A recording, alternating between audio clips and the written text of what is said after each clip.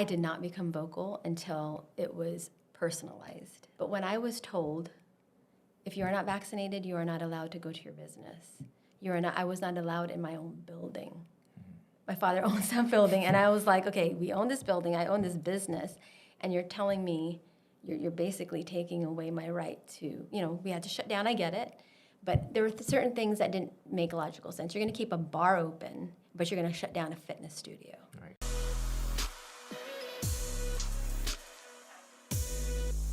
Hafude Guam and beyond. This is Dr. Nguyen, longevity doc. So I'm here with Clare Calvo today. So she is the founder of Synergy Wellness or Fitness Studio, and she has been the co-founder or the founder of Synergy since 2004. So this would be basically your 20-year anniversary, and basically the Synergy motto or belief is that it's a place where fitness meets wellness, and synergy is the interconnectedness of healing and wellness in a conducive and supportive environment. It is our mission to co-create a space of holistic well-being. We believe in optimum wellness is achievable when the body is cleansed, the mind is quieted, and the spirit is renewed. From that place of total integration and wholeness, humankind can truly transform. So welcome here, and thank you for joining here, the Nguyen Peak Performance Podcast. Wholeness, thank you for having me. Yeah, so could you, that was a very short description of your work here and what Synergy is about, but can you expand a little bit more about Synergy or some of the things you're proud of or what you've done on Guam? And I know you're basically the face of wellness and fitness on Guam for many years, and can expand a little bit on what you've done here. Thank you. Wow. Well, I'm glad you read that out loud because I wrote that almost 20 years ago. I'm like, oh gosh, I forgot that was, of course I know our mission, but in those precise words, just really hoping that over the past 20 years we have lived through true to our mission and our vision.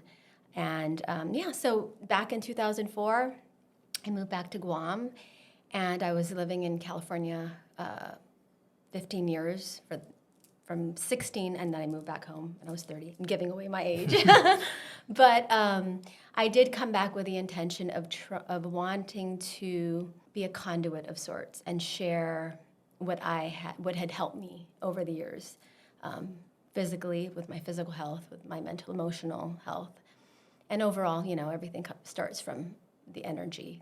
Mm-hmm. So going from that higher level of energetic healing and how down to my core, to the physicality and our most dense experience through this life in our bodies, right? Yeah. So I just kind of read out, what Synergy is all about and somewhat of the philosophy, but I'm sure it's really tied to you. But what would you say is your ikigai or your purpose in life now? I love that. So I've never heard of ikigai. So when you asked me about that earlier, I looked it up, and I'm like, oh, this is... So I've been practicing yoga for many years, but for the past 20 years, I've been leading. I've been instructing classes. And for me, that's kind of like my dharmic path, right? Kind of like my spirit's calling in this journey in life. And I feel, although I'm constantly evolving, it's been consistent in that truly just wanting to be a conduit for source energy to work through me. And I feel like over the years it has looked different, but I feel that my life's purpose is to live authentically our natural state of being. Because I believe when we talk about healing, it's coming back to that natural state of being, of alignment of our mind, our body, and not seeing separation. I don't know if I'm getting a little too metaphysical, but really a lot of discord and misalignment comes from, I think a lot starts from the mind, and with our mind, if we say we could do something, we could do it. If we say we can't do something, we can't do it. So really having that internal knowing of our alignment and what we're here to do. So, yeah. Sorry, that's a complicated answer for a simple question. Yeah, and to be honest with you, maybe about 10, 12 years ago when I'm going through med school or residency, right? Like, I would have looked at you with bringing all the Reiki stuff and talking about energy, and that's like a little bit out there, you Right, know. right.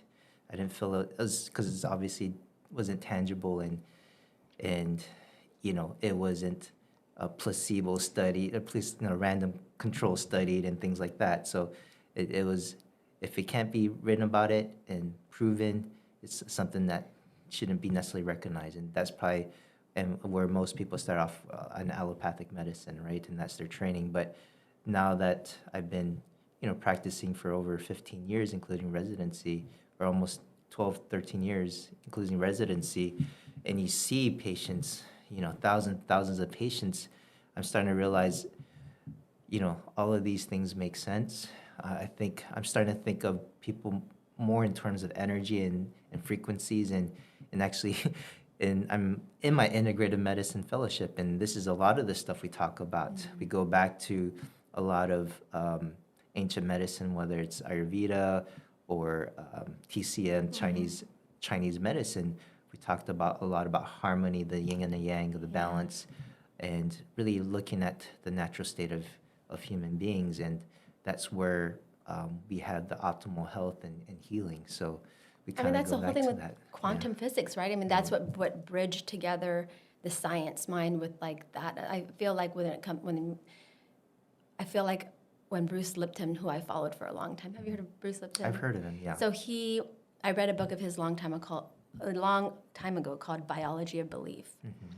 I picked it up I can't even remember where I was, but I was at some like detox retreat, and it totally resonated because I've always kind of been kind of out there, people kind of just look at me like, oh, okay, she's, talking about energy back in like the 90s was a little even more like on the fringe. Mm-hmm. But when I picked up his book and I saw he's a biologist, he's a cellular biologist, and he applied his science background, and he said it's kind of where science and spirit meet. But he would talk, just like, and now, whether it's, I have a Rasha device, and it actually works on the plasma scalar frequencies, and because it's you lay on it, and it's the vibration, as well as sound frequency, the different hertz. So it works on the sound, vibrational, bringing you back to alignment, as well as the scalar energy.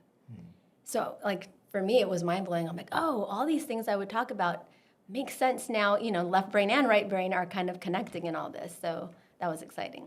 Yeah. So to hear, especially like a doctor, a trained, doctors embrace this I think is so important, because I really feel that is kind of where we, as a whole, collectively, I think we're moving in that direction. Yeah.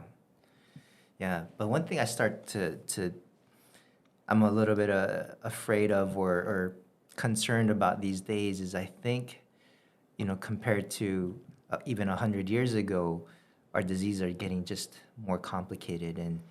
And I feel that just singular acupuncture or one modality may not be enough these days. Absolutely. Maybe back then, 100 years ago, when we didn't have all these chemicals or a lot of, circular thoughts, that negative thoughts or certain relationships, or just not, it's just in the fact that we're not in nature anymore, exactly. Right? We're cooped up in the office, we're hardly outside, a part of nature, where thousands of years, that's how we've evolved, right? So absolutely. So I worry, I don't think just one singular medicine, even just allopathic medicine or Western medicine, is not going to be enough, and we have to combine all these different ways, and every person is different, so you have to try different things. Yes. For people to optimize. So thank you for saying that, because I have been on this like rabbit hole lately. I mean, I feel like I healed a lot. So what got me into all of this years ago was a physical, like a medical opportunity, a health opportunity. And then when I kind of aligned myself and I got better, lately, I would say within the past, no coincidence, in the past 4 years, some symptoms were showing up. And so I've been running in circles, like checking for mold, checking for heavy metals, checking for, everything. So I went, of course, to my physician, to Dr. Nguyen over at AMC. Then I went to Dr. Hornucci. I tried, and then I have my Ayurvedic background and a good friend in San Francisco, so I had to, and then I see an acupuncturist. So I did have to kind of run the full gamut of, and try to narrow it down. It felt like kind of a process of elimination. And then what it came to is like, oh, it wasn't one specific thing, although my mom and dad's house does have mold, and we're going to take care of that. Also, the heavy metal thing of the chelation of what's been left here on Guam, I mean, with Agent Orange and all that stuff. So it's like multi-layered, and I'm like, okay, it's going to have to be like a 6-prong approach. So that's where I'm at now. But thank you, because that's so true. Yeah. So it's interesting that you still are on this journey of health, but I know we talked almost maybe like, I feel like it's always been almost 5-6 years ago when we're talking about how can we work together, and you're actually the one that kind of turned me on to really deep diving into looking more into certain modalities and like functional medicine, naturopathic medicine. I mean, I've always been studying that since I left Virginia, which was a very holistic center where we had naturopaths, dietitians, yoga, all that kind of stuff. Yeah. But there's some things you've introduced me to which was interesting, but I don't think you go into that without your own struggles. So can you talk about what incited you, or what health conditions led you to go through this path? Yeah. So that's the whole impetus for me even going down this path, because I was happy in LA doing the entertainment thing. I was a professional dancer and commercial actress, and since I was 5 years old, I would sit in front of the TV and watch professional dancers, and I'm like, that's what I want to do, Solid Gold or whatever, Soul Train. And so after college in San Francisco, I moved down to LA, auditioned, found an agent, a manager, and I was going down that path thinking everything was okay. And then after a 50-city tour, I got back, and I had a 1-bedroom apartment by myself in Hollywood. I woke up in the middle of the night with extreme pain in my stomach. I remember crawling to the bathroom, using it, and I thought it was just the runs. I turned on the light, and it was all blood. Like, it was just a toilet bowl full of blood. And of course, I panicked, and the next day, my friend, or a few hours later, she brought me in. I ended up at Cedars-Sinai. They found out that I had, the doctor called it IBS, irritable bowel syndrome. He gave me a shot of antibiotics, gave me a prescription for prednisone, and sent me on my way. And I wanted to know, in my mind, even though I was vegan, vegetarian back then, but junk food vegetarian, right? Which is all processed food. I was I was in the entertainment industry, drank all the time. Back then I was a smoker, but in my head I was like, oh, but I'm healthy because I'm a vegetarian. And so I wanted answers, like, I teach at Billy Blank's, I work out every day. I couldn't understand how in my 20s I had some issue, and I had to be on medication until, he didn't even give me a timeline. And he said, well, it's basically your family history, because, when you fill out the forms, he's like, my dad, my sister, there were some other issues in my family with digestive. And then I wasn't really told, like, what to eat, what not to eat. So I felt kind of alone and scared. So by the grace of God, I ended up coming across a acupuncturist. And within just like a month, I was led to an acupuncturist, who then told me about a naturopath who helps you specifically with candida and to work through changing my diet. Yeah. And then, so it was I was like led to all these different people. And then I found the 21-day detox, which I basically went raw vegan for many years and took out. The first month, though, was like not even fruit. It was just vegetables.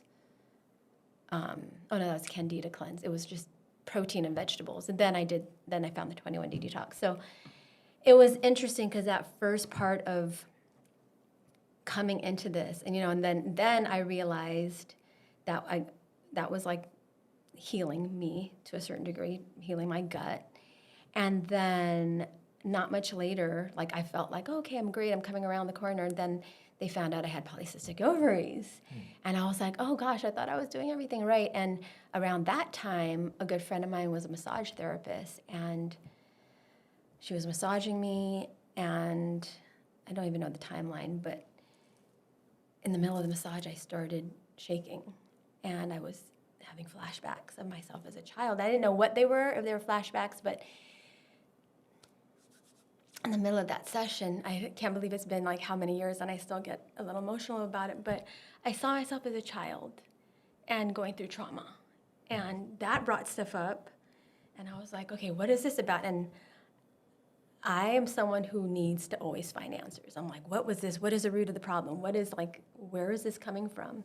And so I found a therapist, I went through hypnosis. So then that made me understand that my physical issues were deeper than just, you're in a toxic relationship, Claire, you were eating junk, you were smoking, you were drinking. I was stressed out. I was in an industry where you constantly don't feel good enough. You're constantly totally daily, okay, you're not talented enough, you're not pretty enough, you're not tall enough, you're not dark enough, you're not white enough. So it was multi-layered toxins, like mental, emotional, as well as physical. But then also discovering that there were things that I blocked out. So I feel like it was a physical healing I had to go through, and then I went through like a mental, emotional, like things I didn't even know about that came up for me to look at. And yeah, so then that made me realize I don't want to be in this industry anymore. I love dance. I love performing arts. I don't love the business of it, because those, it's very real. Like what's coming up now with everything being exposed in Hollywood and Right. just the sexual assault and all that. I mean, back then I was like, oh, I guess this is just how it is. But, in retrospect, none of that was okay. And I was constantly feeling violated. And so I pulled myself out of that environment. I shaved my head. I turned into this total like hermit. I started doing yoga, meditating. I just read all the books, everything from Deepak Chopra to Eckhart Tolle. And just that's where I feel like my real healing journey began. And then I moved home, and back then Roland de la Cruz, he was teaching yoga at Paradise, and we decided to get together, and I'm like, I'm leaving LA. I'm just going to move home, and we opened up Synergy together. So back then it was me and Roland. Now it's Judy, Rosario, Lily, Regis, and Jezreel Moylan, and I'm myself. Yeah, wow. Yeah, which I know Lily and Judy pretty well. Yeah, recently. they come and see you, right? So, yeah, so that's quite the health journey, and yeah, it's just sometimes it's. I mean, even I have my own health issues, right? And sometimes it's frustrating because you feel like you do a lot more than most people in terms Exactly. of not eating the junk or exercising pretty regularly, but you fall into the struggles of certain health issues, and sometimes it's a struggle for me. Do I put up that front, of because you have to be that role model for your patients, but then how much do I want to be vulnerable and share about that, right? And because how do I lose credibility if I'm not that healthy person, right? But Absolutely. I think, and I think over the course I'll share some of my health things, especially if it does work, and I want to share what protocols I've used. But I guess how do you deal with that mentally, where you're kind of, I mean, I even pigeonholed you, and you're the face of fitness, right, and wellness. But like, how do you get past that, where, you want to be that role model, but you also have to be vulnerable or share experiences, and how do you get through that?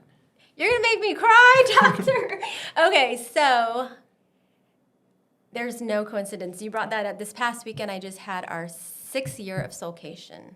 And that is like a staycation, like a wellness yoga retreat that I started 6 years ago at Retidian Eco Beach Resort. It started off like out, glamping. And now the last one this past weekend was in Arahan. It was in a beach house. It was amazing. But leading up to it, so usually getting ready for Soulcation, I'm like, oh, I feel so juiced, just energized. And this time, because it's just been a heavy year, we had 2 deaths in the family in January, then my 16-year-old Pomeranian passed in February. And then I live with then just my son lives with me together with my parents who both have dementia.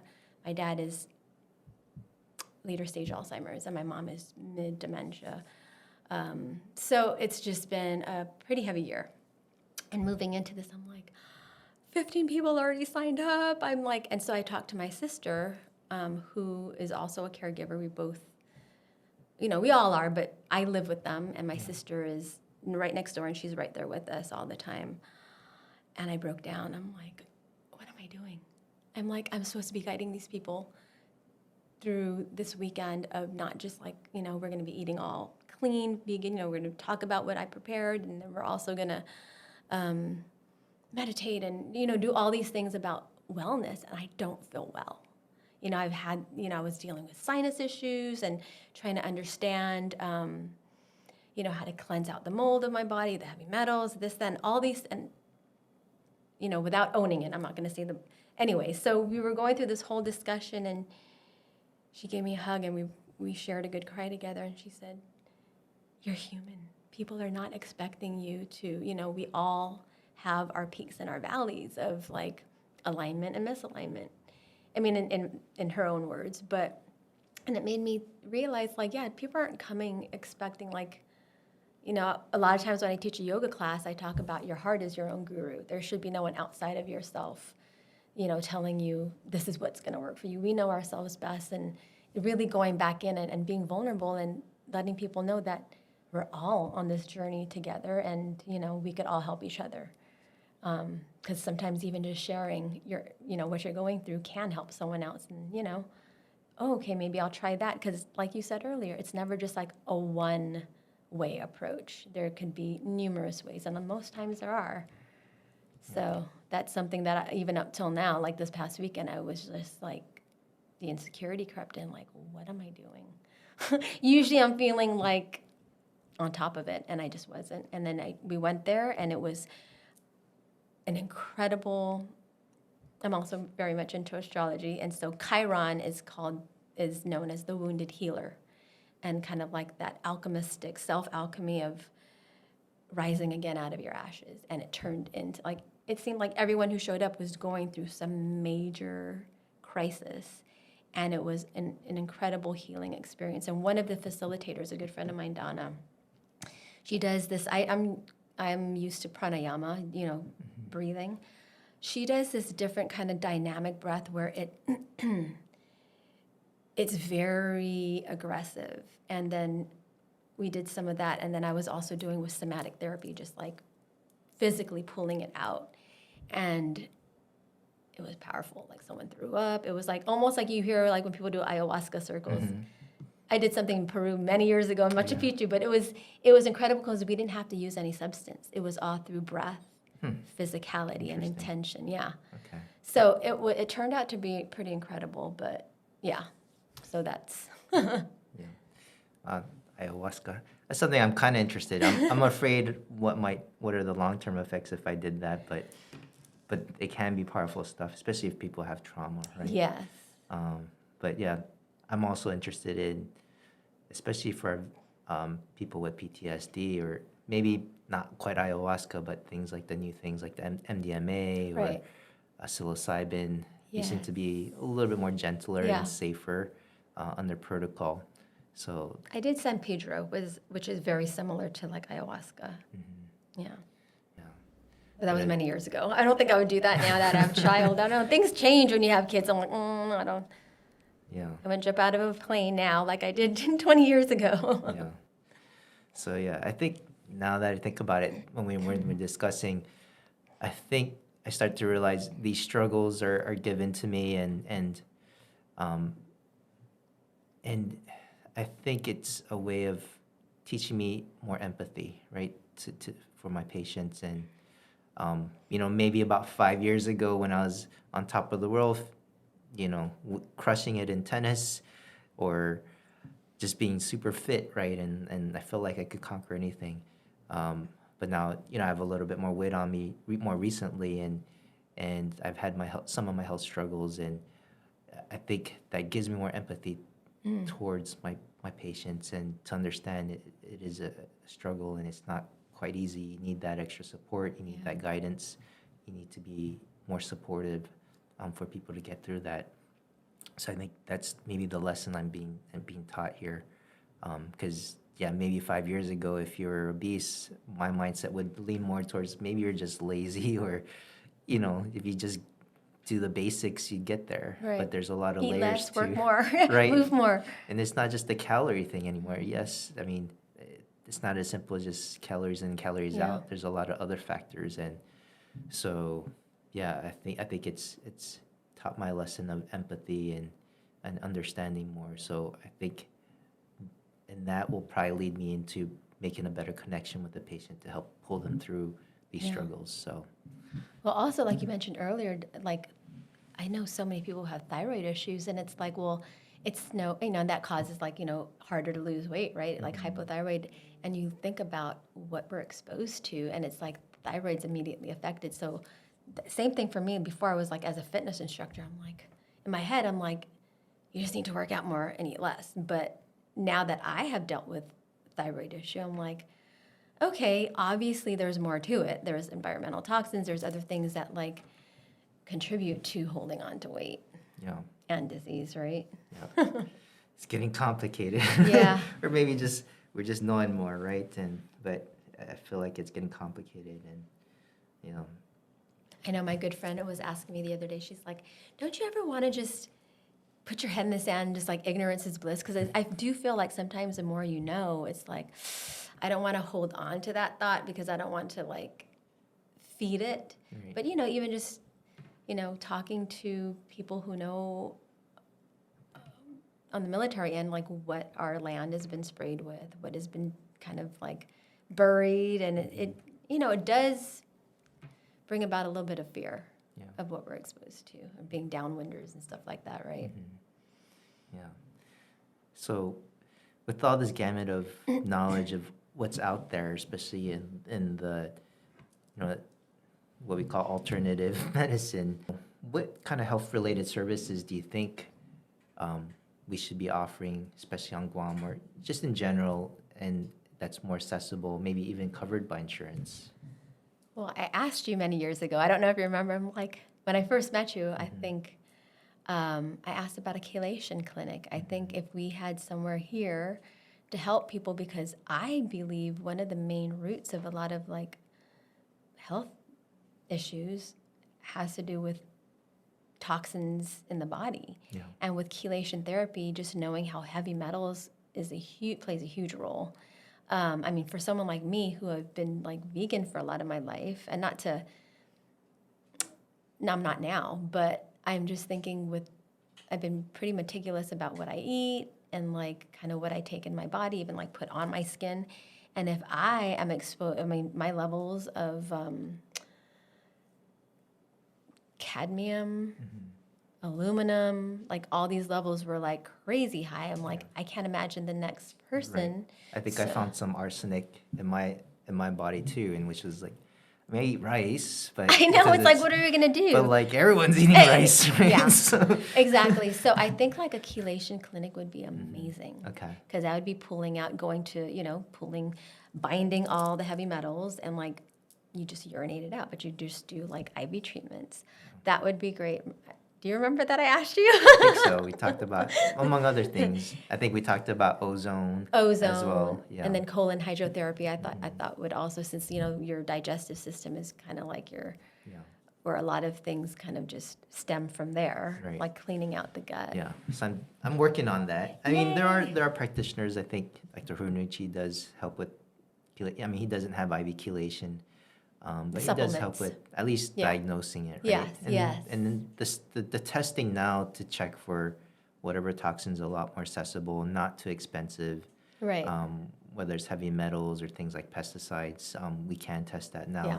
and we're gonna have those labs available. At least I will.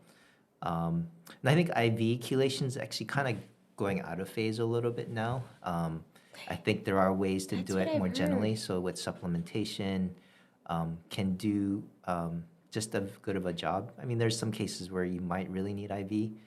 Do you think it's too aggressive? Because when I did it like 15 years ago, Yeah. I went 2 days in a row, And I felt like I went through a healing crisis. Like it got worse before I got better. Right. So yeah, if it was many years ago, and there's still a lot we didn't know, right? We thought IV chelation was it, but sometimes if we heavily pull out, but if we don't have the right supplementations to really flush it out, Yeah. you just distribute it back into your body in another organ. Right. So that Or is your the blood, issue, right? right? So yeah, because it goes in your blood and it can distribute. So if you don't have the right nutrition, you don't have the right supplements to really bind Yeah. and have you eliminate it out, then that could be worse situation. Maybe right? that's what happened. Because this time what I'm doing is I'm taking an oral supplement and I'm taking borage oil to like help flush it out. Yeah. And there may be also some protocols you have to do before ahead of time and just make sure your liver is working correctly, right? Exactly. Because that's the one that's going to do a lot of the detoxing. Yeah. So there may be different protocols that you could have gone through that where you would have handled Right. it a little bit better. Right. Yeah. But another thing I think that would be great here is because over the past weekend, one of the ladies was really going through a lot. She just found out that her husband has stage 4 cancer. He just, out of nowhere, there was no signs, and all of a sudden he was medevaced off island. She was really going through a lot. She came back here to pack everything up, doesn't want to leave Guam, but she shared with me how powerful like some of the tools were, like the breath work, the visualization, meditation, all the different things. And she was just saying how she checked herself into behavioral health a couple weeks ago because when they found all of this out, she was really in a very vulnerable state. And she checked herself out, just feeling scared being there. She just said she felt like she was in prison. And she said the people were wonderful, but there was really no, like not even like an adult coloring book, nothing for them. It was like you sit and just stare at a wall. And I think it would be great if we had an integrated place that, because we're not just a physical body, we're not just, to separate the body and the mind, but somewhere where there are tools for you to get, physically well, like whether it's ozone therapy or whatnot, but also having the other tools to help mental and emotional support. Yeah, definitely agree. Yeah, I'm sure it's kind of a weird situation because you're on the Calvo family with Select Care. And I'm sure there's always a tussle between this should be covered and this should No, not. I know right? a lot of times I'm calling him like, don't you think that we need more for this? Or, of course, all the alternative stuff like, why is chiropractor and acupuncture on the same, There are things where we used to work there as the wellness coordinator, and I would ask, like, can we focus more on this? And, I understand, there's bills to pay. I understand, that there's a bottom line. But I think we're evolving, and I think more and more people are seeing how much more can be done, integratively, not like as an alternative, but integratively. Right. Yeah, and that's hopefully when I finish my fellowship in integrative medicine, I could be a little more proponent of how can we have better protocols, because it is individual and you can't do an algorithm thing, but maybe have a more formal way of where if there's certain disease or symptoms, maybe there's a better way to attack it that's more cost effective, right? I mean, and sometimes even kind of laugh about how we are, we're paying for medicine like Ozempic, which is like $1,000 a month, which is ridiculous, right? And it's just funny how What is that? Ozempic is a diabetic / weight loss drug. So it's injectable, but it helps suppress appetite, among other things. But people do have success and lose weight with it. And when you lose weight, essentially your diabetes levels might improve. But just the fact of paying $1,000 a month, and if there's 30% or 20, climbing 25, 30% increase in diabetes, the healthcare system is going to go broke. Like Select Care will not be able to afford paying $1,000 a month for even 10,000 people. There's no way. Yeah. That's a lot of money, right? So, so sometimes I joke around with my friend Jesse, like, why don't they just give you, $600 for a Boca Box meal, and that would do just as good, if not better. Right. Because you're getting the nutrition. Yeah. You're healing the body. Yeah. With Ozempic, you might be eating less and you're losing weight, but it may not be quality calories. Yeah. And you're still damaging your body, right? Exactly. So I think we are in a paradigm where we have to start looking at integrative medicine and not just rely on all these high cost procedures or these medications. Yeah, Yeah. absolutely. So any other, I guess, modalities or Oh, yeah. anything that you think should be on Well, Guam? Well, at Synergy, you know, we have the farm-fed sauna. I know you have one here. I think that is great for a lot of different things. The farm-fed sauna. I bought this device. It's a technology called Rasha. I talked a little bit about that. And I just have it at the house. It's not like I was going to leave it at Synergy, but it's very expensive. And I'm like, so I have it at the house. And it's not like I charge anyone to use it, but except when the detox comes, they're allowed to, you know, I'll let them come to my house and use it. But it, like I was saying earlier, it works on scalar plasma frequencies.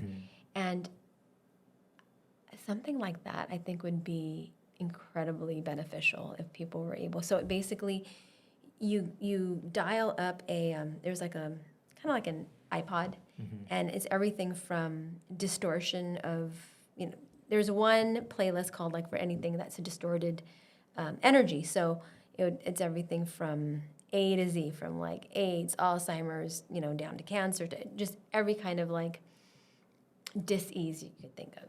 And then there's another playlist of age reversal, like things that were, it's kind of like, okay, once you do the cleansing of or alignment of that, then you move on to upgrading your electromagnetic field. But I know that's kind of probably way out in the fringes for some people, but those who I've let lay on it, like in my family, a lot of them are like, you know, it's kind of like, Claire, this is like, what is this even about?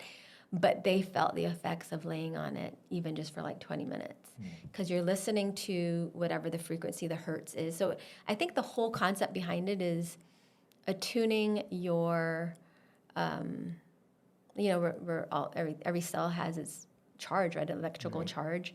So it kind of like matches that electrical charge to balance it, to neutralize whatever the distortion was. So from the sound to the actual vibration and the light emitted from the device. But something like that. I So think it has a sound frequency and also tactile frequency as well. Okay. You said light as well? And light. Okay. It's So like a like scalar plasma. photomodulation It's therapy? kind of, do you remember the Rife? It came out many years ago, and now I think I think NASA has it. But it's that technology of, I don't want to like butcher this, but it's basically working on, it's like, that's the scalar aspect of it. It's supposedly moving like faster than light. Yeah, if you look up Rife, it's very similar to the Rife machine. Okay. Maybe I'll test that out. Yeah. That'll be interesting. See if I can get a little more harmonized with my body here. I feel, not quite there, so. Well, I think, don't you think all of us are kind of going through it because of like the solar flares? I mean, I was looking through space weather recently, and the amount of solar flares we've been having lately is astronomical. And when I was reading about how that affects the body, of course, the psyche, like psychologically, but it was also showing how it affects our cells, you know, down to our cellular level, if everything is like electromagnetic, right? Yeah, I don't know enough about solar flares. Maybe I could probably follow you through there where there is a certain frequency or certain, you know, as a positive, negative energy, things like that. Probably where I would lose on you or you lose me is probably the astrology stuff. Oh, yeah. That stuff. I think a lot of people. Yeah, because I don't know. I guess maybe I'll debate it where I think for one, like who writes the astrology, right? Is it a human being? Like how does that come about? So There's the history to it because it goes back to, and the reason I've always kind of been into like astrology, but even with Ayurveda, like my good friend, she's a Jyotish reader, which is basically their version of the tropical horoscope and whatnot. But don't you feel like we are kind of connected? Like when the moon is full, I've read that a lot of times there's more accidents, you know, emergency room, there's more arrests that are made just because of the heightened pull from the moon. I mean, even with like a woman's cycle, and then the ocean waves and how it pulls.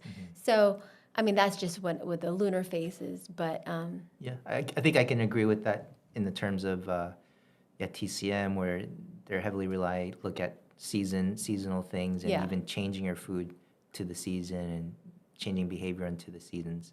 I guess when I think of astrology, I think of maybe that's where the disconnect is. I think of the newspaper stuff. Oh. Like where does that even come from? Like for me, I don't like that because it kind of pigeonholes you to think that's how your day's gonna be. Oh yeah, I know. Right? Yeah, I don't follow it's kind of like a fortune cookie. Right.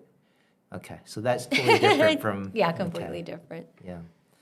Okay. And that's only going on your sun sign. I mean, I think your moon sign and your rising are just as important as your sun sign. So yeah, that's very minute. So what do you think are some ideas or policies that I think will improve our overall health, reduce our comorbidities and healthcare expenditure on Guam?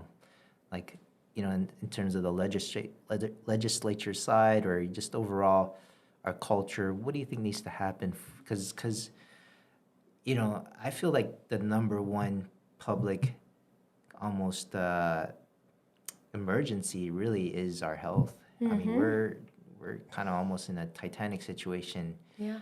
And I don't think there's not enough people putting the alarm out. This is going to be the biggest expenditure, and it's going to get a lot of people broke. It's going to cost us too much money to even have health insurance at some point, or someone's going to have to pay for it in some form or another, whether it's the employers or the patients or some sort of subsidies. So, but when you see this almost Titanic situation, what do you think overall policies should be changed, or what kind of cultural things should shift? Well, I personally, I'm not political in any way, so I don't even know like really what's the latest with the legislations, but I've always felt that going back to basics, going back to nature is important. I value, my doctors, the whole medical association here on Guam, and I've also put much faith in Sorojanos. So a lot of times if I have a bit of a cough or my son does, first I'll go see a Sorojano, and then if I feel like it didn't really take care of it, then I'll go to the clinic. But I don't know, because Guam is such an amazing, beautiful, tropical, out in the middle of nowhere. We're out in the middle of the Pacific, and you would think, why would we have all the elements, right? We're in the middle of nature, but I do think that it does pose a huge problem. I was talking to Robert Celestial last week, and he's the president and founder of PARS, Pacific Association of Radiation Survivors. And it was just recognized in 1994. It was just declassified that Guam is as a downwinder, just as Utah is. So we have been exposed to a lot of what happened in the Marshall Islands back in when was that, in the 70s, I think, or I don't know exactly when. So to think that when you're dealing with nuclear toxicity, those types of chemicals just go away. They don't. A lot of times they were buried. A lot of times. So I think, and not to get political, but we're really focusing a lot of money and attention on a buildup. And I've always felt like, can we please clean up before we build up? Like, is there a way to cleanse our soil and our water so that we actually know that we're taking a shower or we're brushing our teeth in water that's not laden in high toxicity, and we're eating fruit from soil that is not, there was not too long ago, they found PCBs right in Mong Mong, like drums of, or in the water there, or the drums of mustard gas. So I think it's imperative that we make the connection. I think like for so long, there's been a group of advocates trying to like share this information, but I don't know if it's just there's no connection being made that we're part of our environment and our environment's part of us. And until we clean up our environment, we're going to continue to see a lot of these issues because, I'll say, when I used to live off island, I would just come home for like 2 weeks on Christmas. I would get like sinus issues, and I do know the mold issue here on Guam because of the humidity. But I do have always felt that there is something also environmentally that needs to be cleaned up. Yeah. And I do think that, unfortunately, the hospital, from what I spoke to a mold specialist who came to check out my mom and dad's house, and he was telling me that one of the worst places of mold in the building is GMH. Yeah. So if people are already sick and then they're in Yeah. there breathing in more mold, like I can't.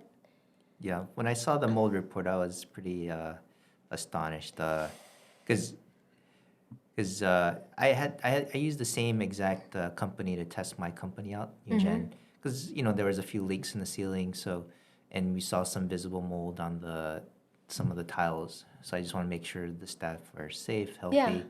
right? And on the testing, came out negative. So we visibly see it, but it's still low enough levels to be considered negligible. That is still okay. So, but then, so if the same company that said that, I see some visible mold, but it's negative, if you have a complete positive of everything down the line that's growing and some of the worst molds Yeah. that can cause mycotoxins and a lot of issues, I worry about the people in there. Yeah. And I mean, I don't want to say it, but it could be a class action lawsuit. It's just, Yeah, absolutely. I think just not many people know about the symptoms because it could be very vague, right? Something simple as just fatigue or headaches, and people don't know that mold could be the reason why. So I really worry about the staff in there. And it's cumulative. You may start off with just that, and then it leads to more serious, MS. If you go down the line, and people are there every day. Yeah. So yeah, I really worry about the patients and the staff that are working there day in, day out. So yeah, hopefully things get ameliorated, and if they do have symptoms, that we can help them get them out of that toxicity and detox them. Yeah. Okay, so what I'm hearing is I think a lot about more environmental. How do we protect our people? How do we keep people accountable to follow regulations? And I think there's not enough testing. Yeah. I mean, I don't trust the water on Even Guam. with the water. Yeah, I know I had the water tested. I was like, no, I don't think that's accurate, because they're like, oh, no, it's good. You can actually drink it. I'm like, I'm not drinking my tap water. Yeah. Especially with no filters or anything like that. Right. So I think I'm going to have to start bringing my own filter be the weird guy and bring my own filter to the restaurant to filter that tap water for myself. Because, I definitely don't trust the tap water. I'm sure there's a good amount of chemicals in there, despite it being treated. So, I agree with you. I think a lot of what I've been pushing, especially lately on my content, is environmental medicine, on how toxins are a root cause, whether it's not just chemical, but also physical or emotional or stress. It can be considered a toxin, but all of those things, I would say, is a big root cause of a lot of what's going on down on our chronic conditions, whether it's diabetes, obesity, because a lot of these chemicals are obesogens, right? So I think, we need more regulation or protection and to test that, the things we ingest or put on our body are safe, and do we have the standards to make sure that we don't perpetually keep increasing that and destroy our environment or our water sources, et cetera, or our air, right? So I agree with you. One interesting thing is sometimes when I talk to an environmental guy, maybe some of the things we should know, we sometimes kind of harp on the military, but I guess some of the things that they do have certain standards.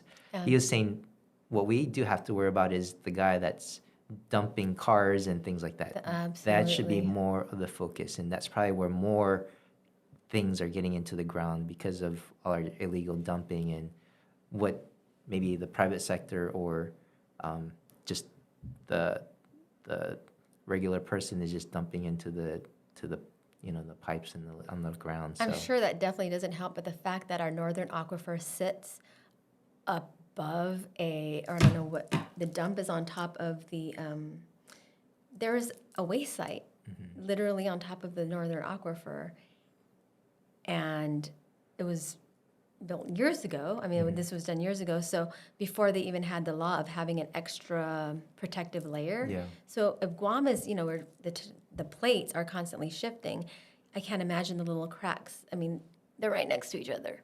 So that to me is a concern. And that's built, that's in Anderson. So I don't know about that. I mean, regardless of, whether it's military or non, just overall, the chemicals that were stored here were pretty hazardous, or are. Yeah. But I also don't want to be so hyper vigilant, because I find that the more I focus on that, I want to focus more on healing and knowing that above the chemical, the physicality of this, that there can be healing on a higher level. Right. And making sure you're from the front line being more resilient, more healthy, because you should be able to handle whatever comes your way. Right. Yeah, so this leads me to my last question. You've been pretty vocal, in the 2020 era of during the COVID pandemic, and how, you kind of voiced your concerns about certain policies about COVID or even the vaccines.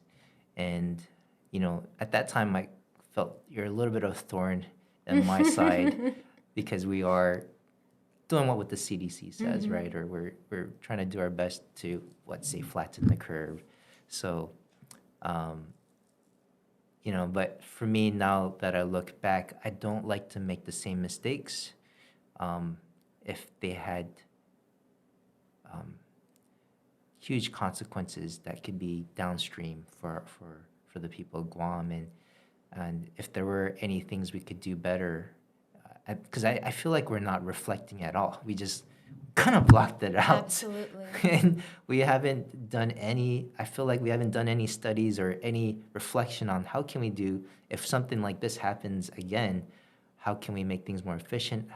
What are some things that we shouldn't do, or what we can improve on? I don't think we've done that at all. We haven't talked about it. Here on the island now. But there are many lawsuits happening right now against the CDC. Yeah. And the WHO. Right. There are major lawsuits going on, especially towards Pfizer. Yeah. And I'm sure AstraZeneca. Well, they pulled out of the market. Yeah. So yeah. What do you think? And I also don't not necessarily fault the government or the governor, because in essence she's following the CDC guidelines and so, but going forward, because I think there's a pretty good chance we're already talking about avian flu being very deadly, and I mean it's inevitable there might be man-made or not another pandemic coming. So how do we handle the situation, and be able to mitigate and logically navigate if another pandemic or anything comes around? How should we handle Well, I'm glad you things? said logically, because I feel like logic was kind of tossed out. And I'm going to preface this with, I did not become vocal until it was personalized. Like when, it was kind of like, okay, this is what's going on and do your best, there was flip-flops. It was like, no, don't wear masks, and wear masks. So, I kind of just did my own thing. But when I was told, if you are not vaccinated, you are not allowed to go to your business. I was not allowed in my own building. My father owns that building, and I was like, okay, we own this building, I own this business, and you're telling me you're basically taking away my right to, we had to shut down, I get it, but there were certain things that didn't make logical sense. You're going to keep a bar open, but you're going to shut down a fitness studio. Right. You're going to close down wellness centers, but you're going to keep, there were just so many things that I was like, that doesn't make sense. If what we're working towards here, health, if it's truly about public health, why can't we go outside to the beach? Why do we have to stay away, And I get it. A lot of it was, like you said, being told this is what was handed down. These are the orders handed down. But I just thought at some point we could just think logically for ourselves, it was something like it's never happened before. So I think when fear is so rampant, the first instinct is to just do what you're told from the higher ups. And I'm the youngest of 8. I don't know why I operate differently, but in our house, I mean, not in our house because it's just me, my son, and my parents. But I didn't even really have much to say until, I was called, oh, you're a grandma killer. Oh, and I'm like, I'm a caregiver. And there are just certain things that became personal that I was like, okay, why are you so angry and attacking? I'm not coming around you. I'm fine. Me and my son, our families went into brunch. Me and my son sat outside, had a picnic because we weren't allowed into certain places. So there were a lot of things. And then now and then it came to a point where, oh, it turns out that even if you are vaccinated, you can still transmit it and you can still get it and all these things. And so there was the narrative changed quite a bit, but it was like those who chose for their own well-being not to get injected were still looked at as the problem. And when the governor, with respect, when she said this is a pandemic of the unvaccinated, completely wrong. I mean, that caused more division. Right. First of all, it was inaccurate.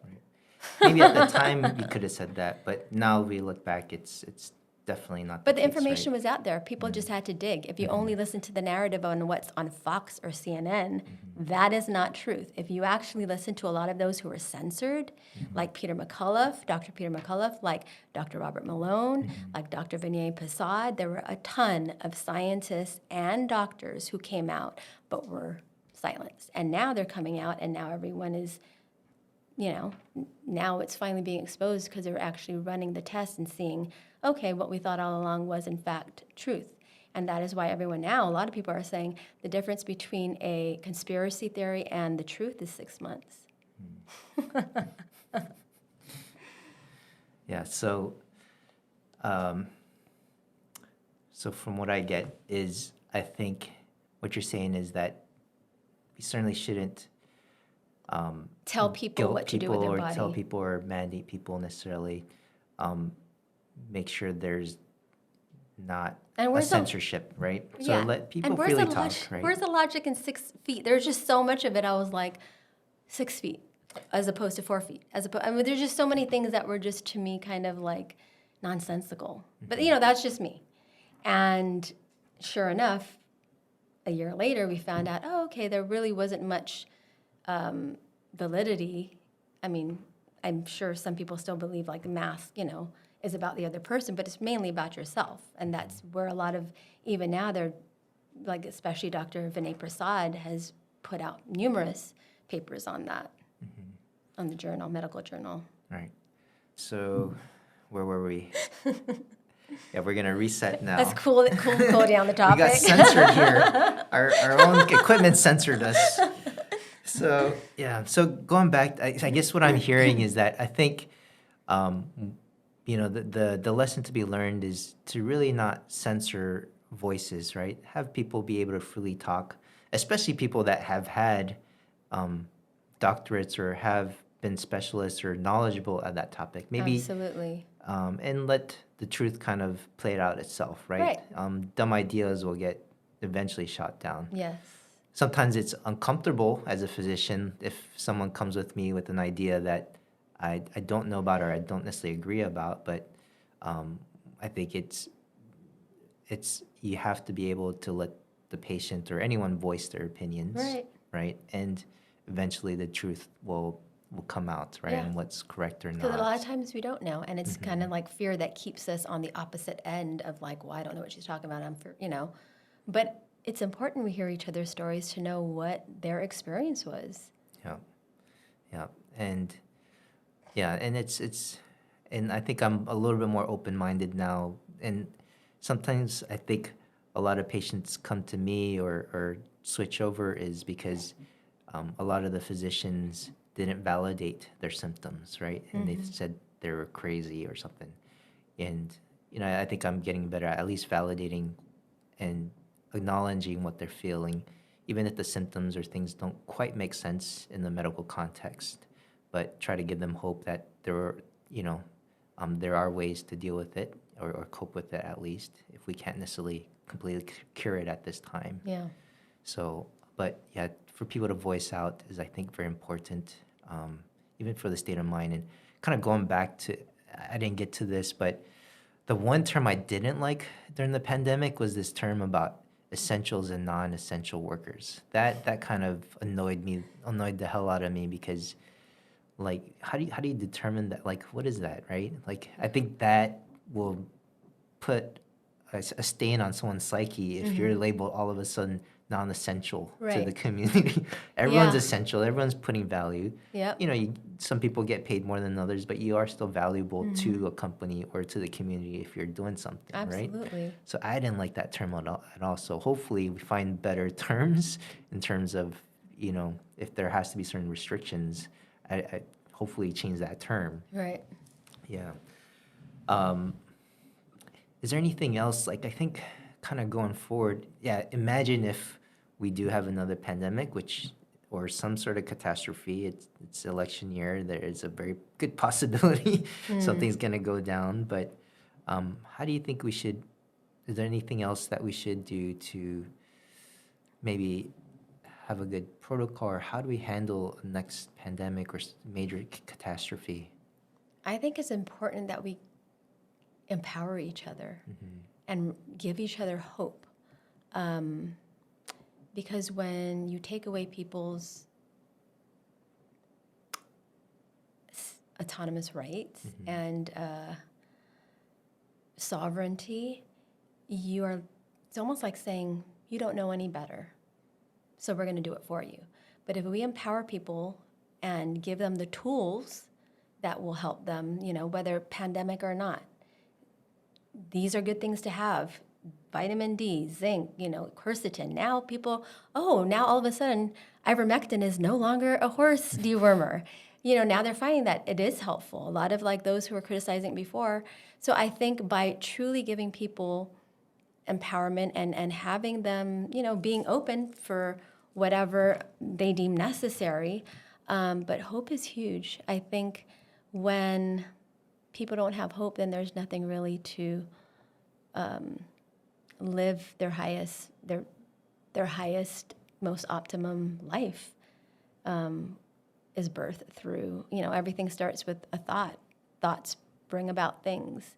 And if you think that it's hopeless, it's going to be hopeless. So, yeah, and I think just coming together and being more unified and less divisive would be important. Okay. It's a powerful message, and I want to end it with that message right there. So thank you so much for coming all this way and talking with me. I think we have to have another time and talk, and we'll talk maybe more towards the alternative, or I don't also like the word alternative these days, but more the integrative or, you know, holistic means of healing the body. And maybe we'll do more of a deep dive in that and talk about your experience. And maybe we'll share our experiences, how we came out of certain struggles. For sure. Thank you so much for having me. Thank you so much.